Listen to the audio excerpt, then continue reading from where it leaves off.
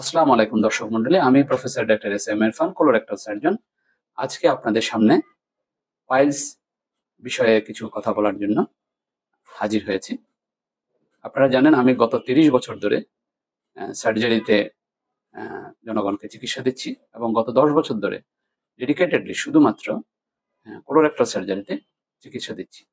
বর্তমানে আমি basically laser proctology অর্থাৎ লেজার সার্জারির মধ্যে আমার ইন্টারেস্ট ফোকাস করেছি, যার ফলে লেজার সার্জারিতে আমি অনেক কিছু উদ্ভাবন করেছি। বর্তমানে আমরা আমাদের চেম্বার শিফট করেছি, আমরা আমাদের নিজস্ব চেম্বার, নতুন চেম্বার। এটি হচ্ছে ডক্টর ইরফান কোলোরেক্টাল সেন্টার। এটি ধানমন্ডি জেনারেল ও কিডনি হাসপাতালের 6ষ্ঠ তলায় পান্থপথ 44/7 পান্থপথে অবস্থিত, পিআরবি হাসপাতালের ঠিক অপোজিটে। আমাদের এই নতুন চেম্বারে আপনাদের সবাইকে স্বাগত।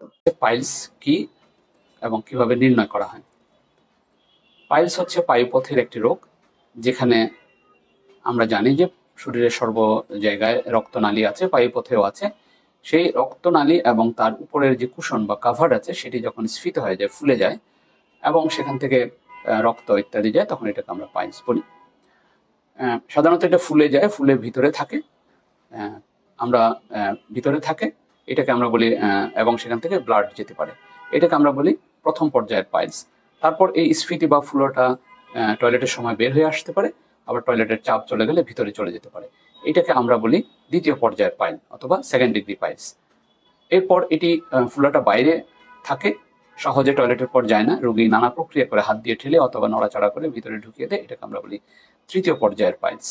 আর যখন ভিতরে একেবারেই যায় না, সবসময় বাইরে থাকে, এটাকে আমরা বলি চতুর্থ পর্যায়ের পাইলস।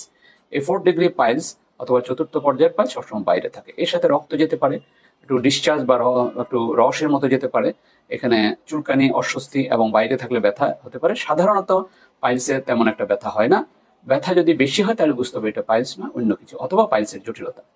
এখন প্রশ্ন হচ্ছে পাইলস কিভাবে হয়? পাইলস সাধারণত আমরা বলি যে যখন ইনঅ্যাপ্রোপ্রিয়েট স্ট্রেনিং অর্থাৎ অসঙ্গত চাপ যখন টয়লেটের সময় তৈরি হয়, অথবা পাইলসের যে অ্যাটাচমেন্ট আছে শরীরের সাথে, এই অ্যাটাচমেন্টটা দুর্বল থাকে, তখন এই পাইলসটা তৈরি হয়। যখন অতিরিক্ত চাপ বা ইনঅ্যাপ্রোপ্রিয়েট, অতিরিক্ত বলবো না, ইনঅ্যাপ্রোপ্রিয়েট অর্থাৎ অসঙ্গত চাপ যখন প্রয়োগ করা হয়, তখন এই পাইলসের বা রক্তনালীর উপর চাপ পড়ার কারণে এখানে ছিঁড়ে গিয়ে রক্ত যায়। এটি কোষ্ঠকাঠিন্য হলে হতে পারে, অথবা ডায়রিয়া হলেও হতে পারে, অথবা কোষ্ঠকাঠিন্য, ডায়রিয়া এছাড়াও যখন টয়লেটটা ঠিকঠাক মতো পরিষ্কার হয় না বিভিন্ন রোগের কারণে, তখনও হতে পারে। তো সুতরাং কোষ্ঠকাঠিন্য হলে যে পাইলস হবে তা নয়, অন্য কারণেও পাইলস হতে পারে।